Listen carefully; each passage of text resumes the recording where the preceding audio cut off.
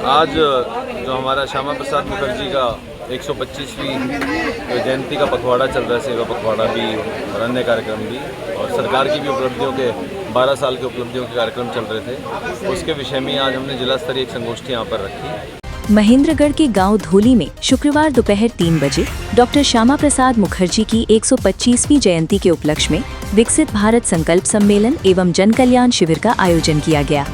कार्यक्रम में मुख्य अतिथि के रूप में महेंद्रगढ़ के विधायक कमर सिंह यादव शामिल हुए। उन्होंने केंद्र सरकार के 12 वर्षों की उपलब्धियों का उल्लेख करते हुए अनुच्छेद 370 हटाने, जन कल्याणकारी योजनाओं और किसानों के हित में किए गए विभिन्न कार्यों की जानकारी दी। क्या देखिए कि आज जिला की तरफ से विकसित भारत 2047 पर विचार करने के लिए आज धोली गांव के इस प्रांगण में आए हैं।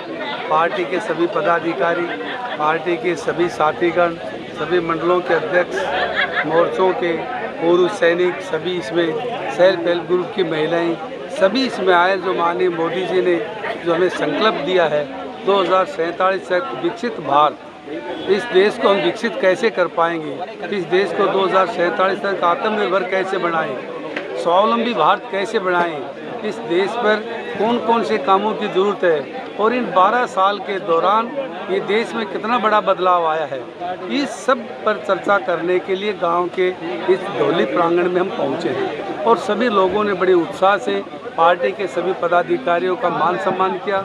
सभी लोगों ने अपने विचार रखे, पार्टी के सभी पदाधिकारियों अपने विचार रखे और उस महापुरुष को भी हमने याद किया, डॉक्टर श्यामा प्रसाद मुखर्जी, जिनके प्रेरणा से, जिनके सहयोग से जो अंतिम पंक्ति में जो व्यक्ति बैठा है उसका कल्याण करना हमारी पहली प्राथमिकता है।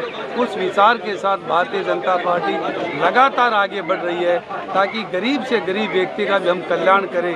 वो पहली पंक्ति में कैसे आए, इस विचार के ऊपर भारतीय जनता पार्टी लगातार काम कर रही है। और माननीय मोदी जी ने भी संकल्प दिया है, डॉक्टर श्यामा प्रसाद मुखर्जी की प्रेरणा से भारतीय जनता पार्टी की जो रचना हुई और उन्होंने विचार किया कि समग्र विकास होना चाहिए।